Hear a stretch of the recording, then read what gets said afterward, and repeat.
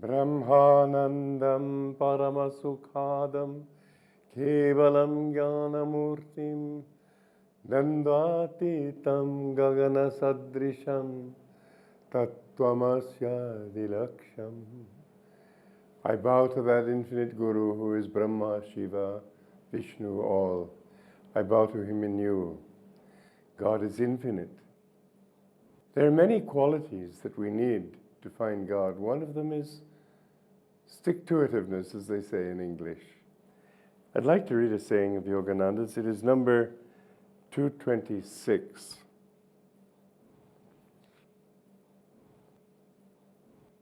Jerry Torgerson said to the Master, "I'm sorry I'm so stubborn, Master." "That's all right," the Master answered him reassuringly. "I attract stubborn people." It wasn't stubbornness he minded. What he warned against was stubbornness in rejecting wise guidance. Otherwise, he actually approved of stubbornness, especially if it meant steadfastness in one's quest for God. He didn't want goody-goody disciples, yes men who answered with a limp smile and said, "Yes, Master, I understand," then did nothing.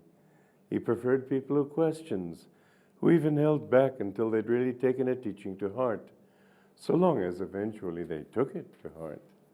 This is a very important point, because firmness on the path is essential. So many people object to the idea of having a guru because they mistakenly believe that it means to be a yes man. That wasn't the way he taught us at all. Rather, he would put things in such a way as to challenge us, almost to tempt us to say the opposite. And in that way, we developed our strength. He himself also, I have to say, was a stubborn disciple. But he was always stubborn in what he understood to be the truth. And in this way also the Master wanted us. But you know, when I first met him, first of all, he gave me his unconditional love. Then he asked me to give him my unconditional love. I did. But he said, and unconditional obedience. And that was one I was not quite sure of. Certainly I came to him to be a disciple. Certainly I believed in what he would be teaching me. But after all, mistakes can be made. I said to him, I wanted to be honest. I must say, I was absolutely desperate to be accepted by him as a disciple, but still I wanted to be honest. And I said, "Well, sir, what if sometime I think you're wrong?" And he said, "I will never ask anything of you that God doesn't ask me to tell you." Well, with that condition, what could I say? Of course, I said yes. And I found that he never asked for any kind of personal bias or desire. He always thought entirely in terms of my good, of what was right for me. Still, it wasn't always easy, because sometimes he went against what I thought was right. And I had to tussle with that one a little bit, but I realized that after all, I had come to him for guidance. And when I followed my own way, it was an embarrassing thing, because I'd made such a mess of my own life. By mess, I don't mean that I was a depraved wine bibber and whatever, anything like that. But I hadn't found the happiness that I wanted. I was still confused. And nothing that I worked really seemed to give me what I wanted. It seemed like the goal was always just a little bit beyond the horizon.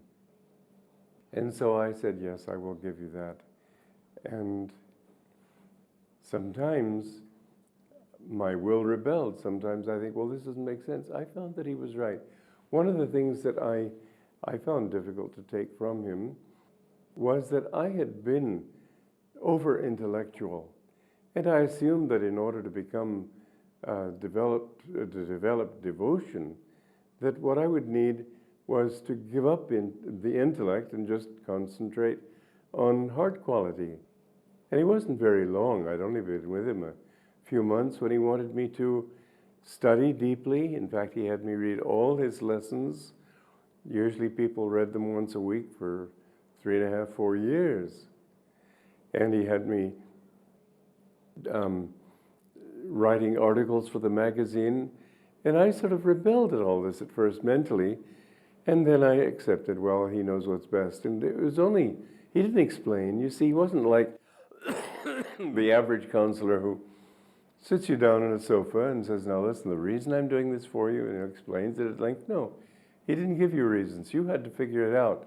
But that way you grew. And those who didn't figure it out and didn't accept and rebelled, they went away and they lost. But I discovered in time that of course he would not want me to starve what I had. He would want me to develop another quality that would complement that without depriving that. And he didn't want to, as the expression is, rob Peter to pay Paul. So he wanted me to have a keen mind, but he also wanted me to have great love. And in this way, I found, of course, he was right. Well, this was one example only. But again and again I found, because I really did sincerely try to follow what he said, try to do what he wanted of me, I did find in time that he was always right. It was amazing how deeply he saw into my own character and to my needs, more deeply than I. He said to me once, I know every thought you think. Amazing statement, but I found it to be proved again and again. Things I would say at a distance, things I would only think in my own mind, in my meditation, wherever. He would answer in such a way that I knew he was talking to that particular thing. Sometimes he would outright correct me in things that I had said because he wanted me to teach other people. And so in my way of teaching people, for instance, there was a very intellectual, scientific kind of person and very skeptical. I'm sure he was an atheist. And I tried to convince him by mentioning a small miracle that my guru had performed. My guru later said, when you're talking to skeptics, don't talk about miracles. They don't understand these things. And I said, you knew? He said, yes, I know every thought you think. Well, with somebody who knows you that intimately, it's like God himself. He knows every thought you think. But with that, yes, it's easy to, not so easy necessarily, but you know that it's right in the fitness of things to develop your own discrimination. Best is to submit to his wisdom, to submit to his guidance. Nonetheless, stubbornness is a very important point. And it's something that I have certainly discovered in my life, that I have had to stick to my guns no matter what the opposed things were. There's a couple of women at Mount Washington where, in the monastery where I lived for many years. And if they were thinking of going out downtown and they would come out of their room and trip over a carpet a little bit, just turn the carpet over at a corner, they would take that as a sign that God didn't want them to go downtown and they'd cancel the idea. Well, that's not following guidance. There have been so many times in my life that I found that I was opposed by everybody. Everybody thought I was wrong to do what I was doing. Everybody told me, you'll fail, you can't possibly succeed. I had so many obstacles to it. And I stuck in there, stubbornly, you might say, because I felt in my heart it was right. You have to choose your guidance. And once you've chosen it, you have to stay with it. Boy, I remember when I was starting Ananda, it was no easy thing because, I've never been into making money. I came to him at the age of 22 and was a monk from then on. But even before that, I never was interested in money. And when I had to build Ananda, the first community, I had to think all the time of earning money to pay the carpenters, pay the plumbers, pay this person, pay that person. And my only way of doing that was in giving classes, and I gave a class in a different city every evening. It was not so easy. Well, one day I got a letter from the lawyer saying that if I didn't pay one company, the building supply company, right away, everything we owed them, they would foreclose on us. Well, I phoned the owner of the lumber company and the housing supply company. I said, listen, we have an agreement, and I've been honoring that agreement. I'm paying you a certain amount every month.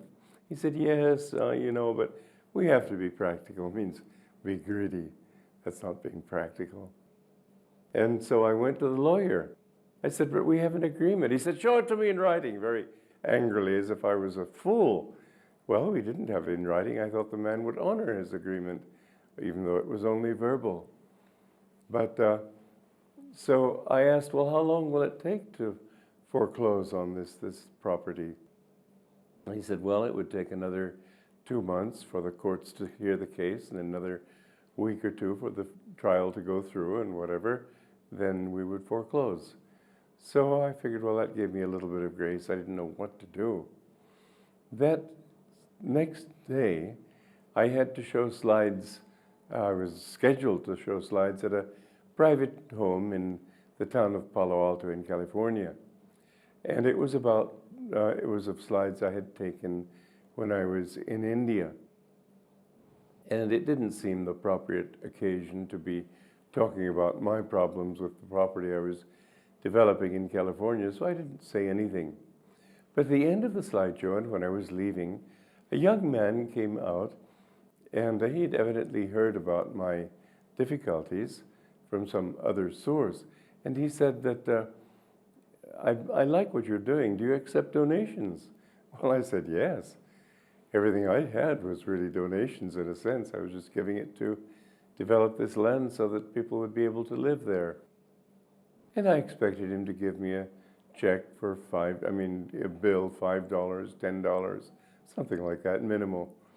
He stooped over the hood of my car and wrote a check for $3,000. Well, with that, I telephoned the building supply lumber company. I said, I have the money now, but I'm not going to pay you. I'll let you incur all the legal fees you can, and then at the last minute, I'll come in with his money and pay it off.